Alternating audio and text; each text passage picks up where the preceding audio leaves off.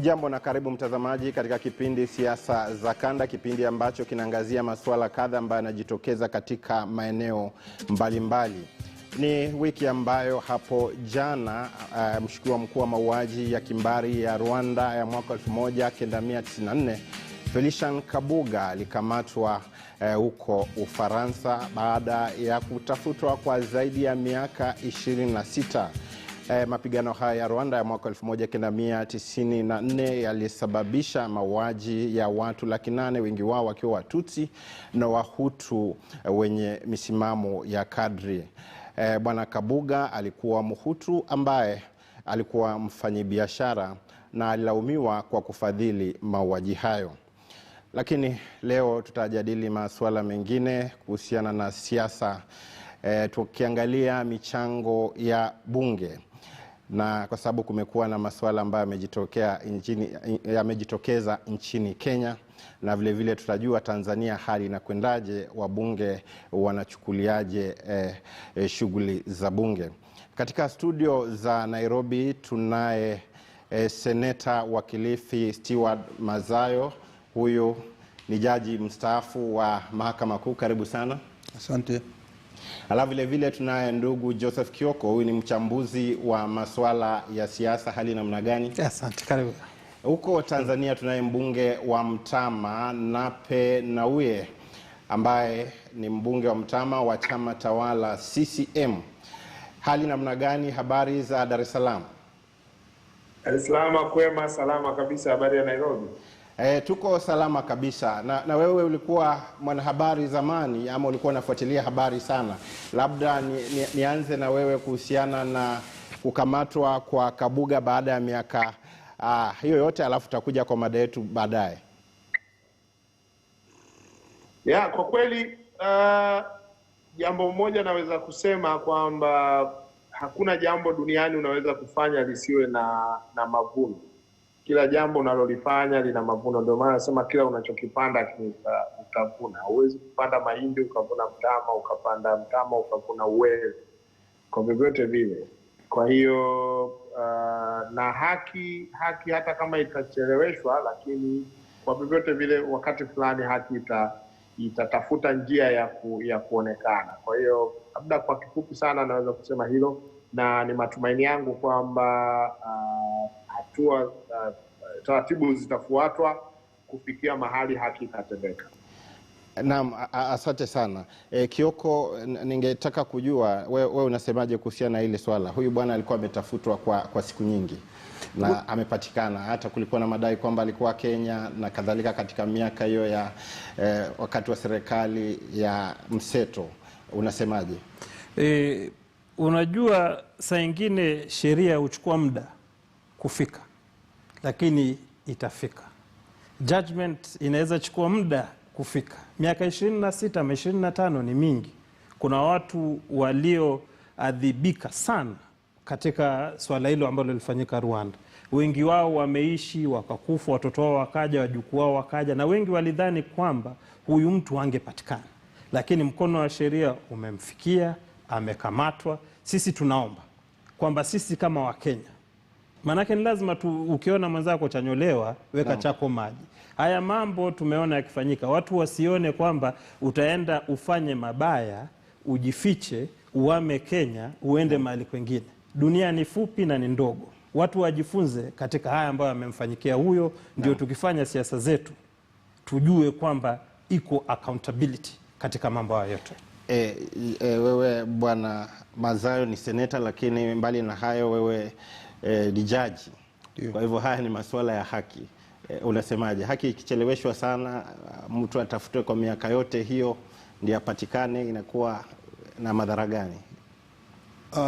Kulinganishana na sheria ni kwamba ukiwa umefanya uhalifu, kosa la tendo la uhalifu haliishi, litakufata mpaka siku ile utaingia kaburini. Naam.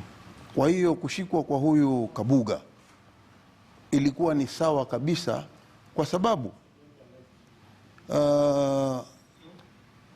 kwa mujibu wa sheria yale aliyoyatenda na kukatokea maafa mengi ama shtakiwa anaofikiriwa kwamba aliyatenda, ya kwamba watu wengi sana kule katika nchi ya Rwanda waliweza kupoteza maisha yao.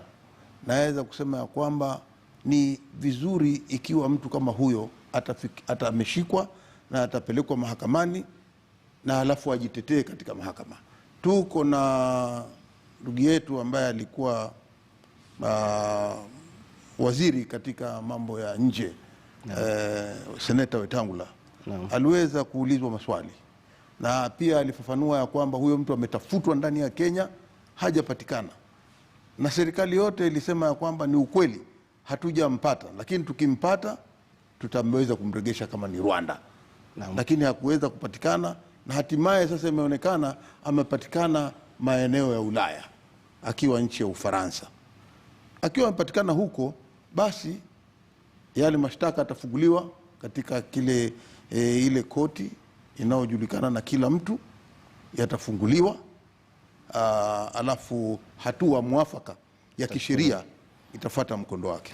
Naam, pamoja na kwamba si chama chako, lakini saizi ni kama hakuna upinzani sana Kenya. Jubilee kumekuwa na mabadiliko, kwa hivyo kiongozi wa wengi mtafanya naye kazi, amechaguliwa kiongozi mpya. Kwanza umepokeaje hizo habari ya mabadiliko ya nyadhifa katika uongozi wa Senate? Ingekuwa vyema kama ingekuwa swala hilo liko ndani ya chama changu cha ODM. Lakini kwa vile swala hilo liko kwa upande ule mwingine wa ndugu zetu wa Jubilee, sisi hatuhusiki kabisa na uongozi, utendakazi yanayotendeka ndani ya Jubilee. Sisi tunaangalia tu. Lakini kusema kwamba upinzani ndani ya Kenya umefifia ama hauko, pengine ningependa kusema ya kwamba hiyo si sawa. Tunasema upinzani huko wa kisheria na wa kidemokrasia ndani ya bunge la Kenya. Na vile vile ikiwa ndani ya bunge tutaona kwamba kuna ufisadi katika wizara tofauti tofauti ama vipengele mbalimbali vya serikali, itakuwa ni jukumu letu kusema ya kwamba hapa kuna wizi, hapa kuna kitu kibaya kinatendeka, hii haifai, kwa sababu hiyo ndio kazi ambayo tulichaguliwa. Lakini ile kushikana kwamba kuna watu wanakosea kwamba pengine ile handshake inaonyesha kwamba iliua upinzani. Haikuua upinzani. Handshake ilikuwa ya kuweza kuleta watu karibu na kuweza kuambia wananchi jinsi ya mwelekeo wa hii nchi natakana kwenda kwa hali ya usalama. Tutarudi kwako baadaye. Bwana Nape, nilitaka kujua, manake wewe unafuatilia pia hizi siasa za Kenya, na kulikuwa na mabadiliko katika utawala ama uongozi wa Senate, na hata tulizungumza kidogo nawe kuhusiana na swala hilo. Wewe maoni yako unasemaje kuhusiana na hizi siasa za jirani? Kwanza niseme kwamba kukomaa kwa demokrasia kunategemea sana taasisi zinazo practice hiyo demokrasia, na kwa maana ya hapa kuna swala la vyama vya siasa ambapo umevitaja, lakini kuna ofisi ya msajili wa vyama vya siasa, nadhani na kwenu ipo, na taasisi zingine ambazo zinahusika na demokrasia. Sasa kwa bahati mbaya, ukilinganisha Tanzania na Kenya, sisi kidogo vyama vyetu vya siasa vimejikita zaidi kwenye utaasisi. Kenya bado kama vile ni 50-50. Kuna taasisi lakini pia kuna personalities, kwamba wakati mwingine watu wanaweza kufanya jambo kwa sababu mtu fulani kafanya. Kwetu hapa unaweza ukahama kutoka chama kimoja na watu wakakusindikiza wakakwambia nenda salama, watu wakabaki na chama chao. Kwa hiyo kuna kuamini katika taasisi. Kwa hiyo kwa kifupi sana niseme nimefuatilia haya mabadiliko yanayoendelea. Inawezekana ikawa bahati mbaya kweli kwamba ndani ya Jubilee kukawa na mihimili inavutana, kwa maana ya kwamba ni wazi sasa kwamba Rais Uhuru Kenyatta pamoja na makamu wake kama vile au wafuasi wao, kwa maana hiyo hawazungumzi lugha moja, ndio maana pana kelele ya hayo mabadiliko. Lakini inawezekana ikawa ndio mwanzo wa mpasuko mkubwa sana ndani ya Jubilee kama hili jambo halitashughulikiwa vizuri. Ndio maana nikasema uimara wa taasisi utaamua uimara wa demokrasia, na uimara wa taasisi unajengwa na sheria na taratibu mlizojiwekea. Kama kweli kwamba kuna malalamiko, wengine nasikia wanataka kukimbilia mahakamani kupinga baadhi ya mabadiliko, ukiona hivyo ujue inawezekana taratibu hazikufuatwa. Lakini kama taratibu zikifuatwa zikaheshimiwa, hutaona watu wanalalamika na wala hutaona watu wanaenda mahakamani, kwa sababu taratibu zipo, zimefuatwa. Na sasa inawezekana pia ukawa na changamoto ya taratibu zenyewe au sheria zikawa na madhaifu, zikawa weak. Zikiwa weak, then mnajifunza kutokana na tatizo lililotokea, mnazirekebisha, zinakuwa imara zaidi, ili zisiruhusu personal interest kuingilia na kukua taasisi. Naam, asante Bwana Kioko, wewe ni mchambuzi wa masuala ya siasa. Unasemaje kuhusiana na hali ilivyo kwa siasa ambazo zimetokea wakati huu katika huu mfumo wa corona? Imetoka na jana kiongozi wa ODM alisema rega ilikuwa imetulia kidogo tu, lakini sasa itaanza baadaye baada ya haya mambo.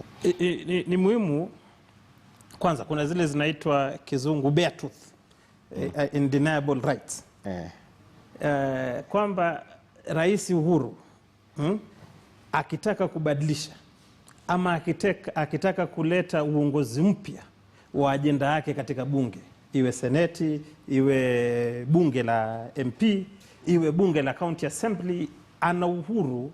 Manake baada ya miaka 5 ikifika mwaka 2022, ile legacy na historia na yule mtu ambao tutamshika tumuulize, wewe tulivyokupa mamlaka ya kudhibiti Kenya ulifanya nini, itakuwa ni Mheshimiwa Uhuru Kenyatta, si Ruto, si Jetuju, si watu wengine. Itakuwa jukumu lote na responsibility yote itamfikia mlangoni Uhuru Kenyatta.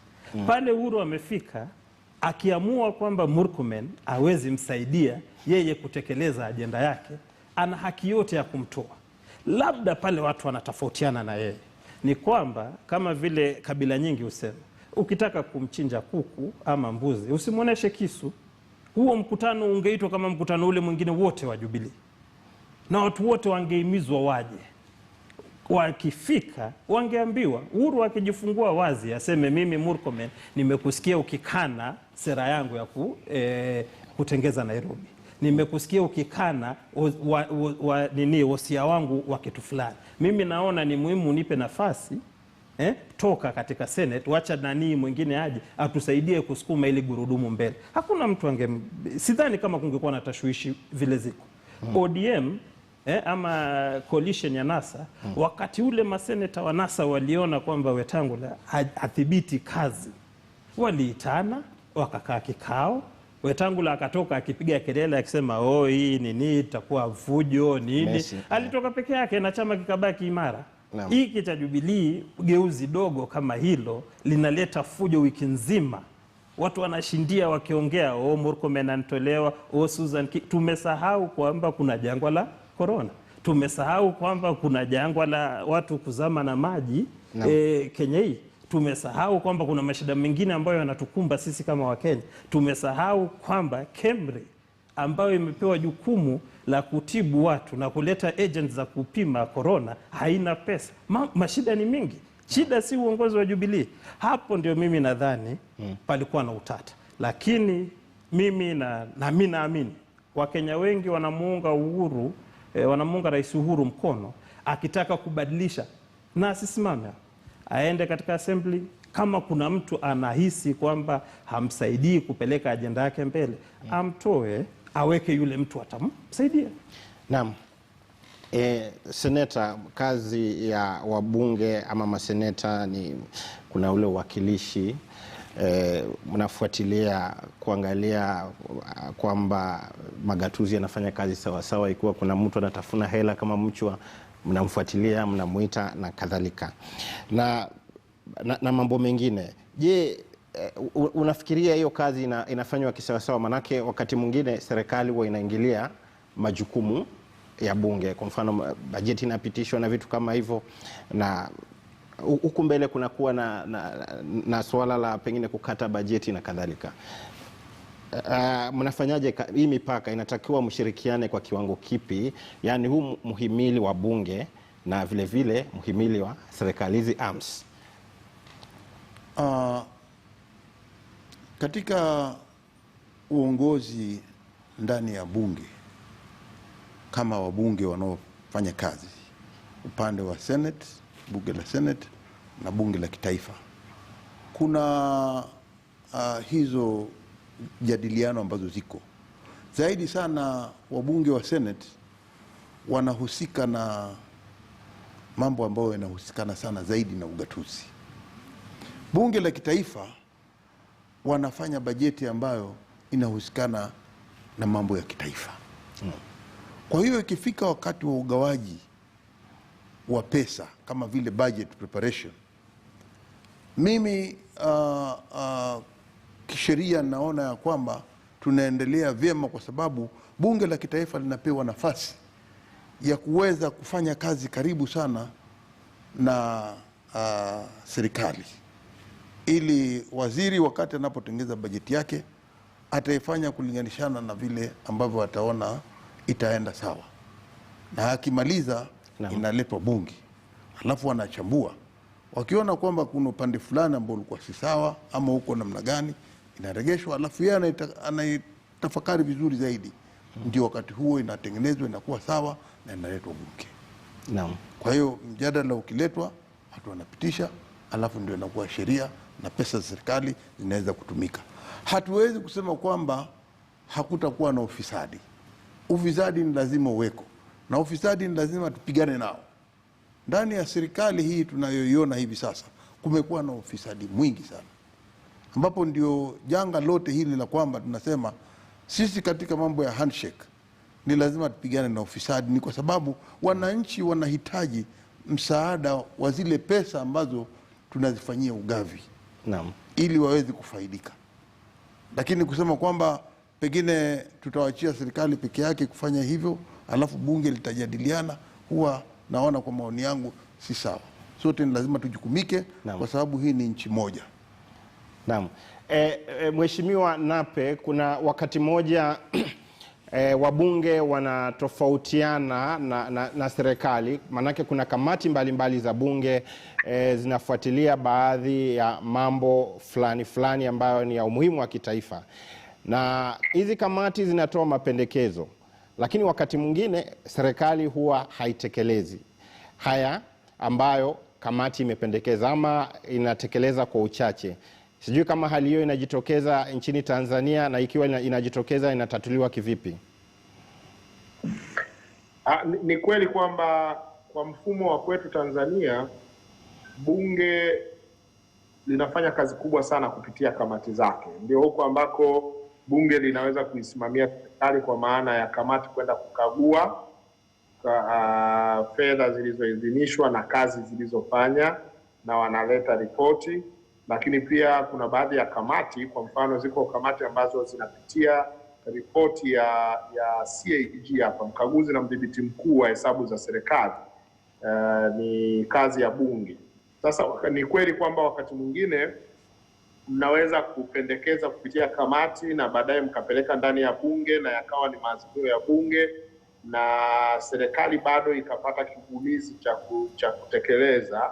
Kinachofanyika kwetu ni inapofikia wakati kwamba pendekezo au azimio la bunge halikutekelezwa, serikali wanapaswa kurudi kwenye kamati na kueleza kwa nini haikutekelezwa, na kamati wataisikiliza serikali, na mwisho wa siku kamati watapendekeza kwa bunge zima kusema kwamba azimio hili la bunge halikutekelezwa na hatujaridhika pengine na majibu ya serikali. Na kama hawakuridhika, serikali itapaswa kuwajibika kusema.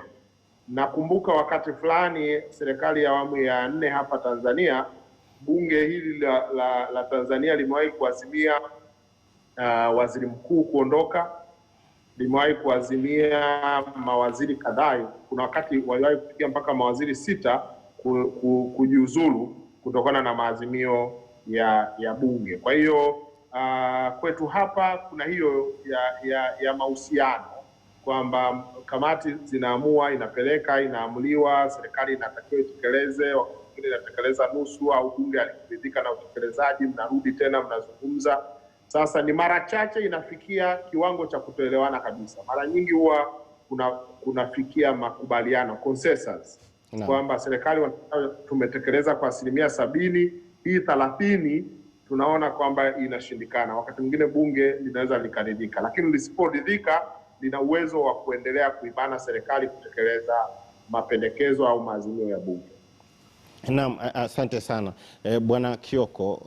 Hili swala amelileta Bwana Nape kwamba wakati mwingine kunakuwa na mzozo kati ya haya makundi kwa maana ya hii mihimili arms of ya kama bunge, pengine idara ya mahakama na kadhalika, na anasema kukiwa na tatizo sana serikali inarudi bungeni inajieleza, alafu wanakuwa na mapatano. Unafikiria tunaweza kuiga ile kama Wakenya kwamba hii mizozo ambayo inatokana na hizi kamati na mapendekezo inashughulikiwa kwa njia njema? Unajua, kitambo ukiangalia utendakazi wa bunge la mwaka 92 mpaka 97. Naam. Na bunge la 97 hadi mwaka 2002. Wakati ule opposition ilikuwa opposition. Kusema ukweli, mvutano katika bunge upande wa serikali na upande wa upinzani, mvutano hata kama majukumu ya upinzani katika kutengeza bajeti yalikuwa madogo, lakini swala likiletwa bungeni watu walikuwa wanajitokeza na kuliongea sana. Kama kuna swala la ufisadi lilikuwa linaongelewa mpaka inalazimisha waziri aje bunge ajieleze na watu wamsikize. Between 2002 hadi 2010 katiba mpya ilivyokuja na tukachukua mfumo mpya kwamba mawaziri hawakai bunge. Kwa hivyo serikali ikitaka kuongea inatafuta chairman wa komiti, ama watu wanaenda kukaa katika komiti ndio walete majibu ya yale mambo katika bunge. Ikaleta shikamoto kidogo. Manake huyu mtu ametumwa, hujui yale anayosema kama kweli ama si kweli. Pili, haipei nafasi bunge zima kujadili haya maswala. Na hiyo katika bunge la kitaifa. Bunge la seneti nalo, manake jukumu yake ni kuangalia utendakazi wa county. Manake ile pesa ambayo inatoka kwa national government inaenda katika county, au maseneta ndio wanafaa waifuatilie sana, waangalie utendakazi katika county uko vipi na kama kuna ufisadi ama vipi. Umeona mzozo ule ulitokea majuma mawili katika chama cha upinzani ODM, between Senator Sam Ongeri na kijana Senator Ole Kina. Kimawazo na kifikra. Kuna mmoja anataka kusukuma jukumu la kupigana na ufisadi kama kijana chipukizi.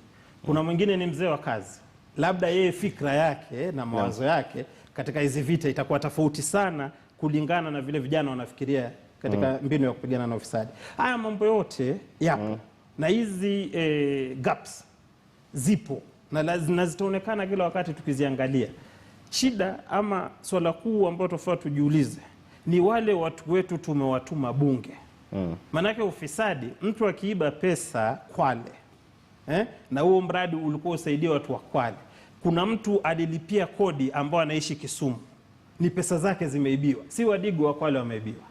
Yule mtu ambao anaiba pesa za kujenga damu tuseme Turkana, ni pesa za yule Mgiriama yuko Kilifi zimeibiwa, manake amelipa kodi, badala hiyo kodi ende ifanye hiyo kazi, kuna mtu ameila.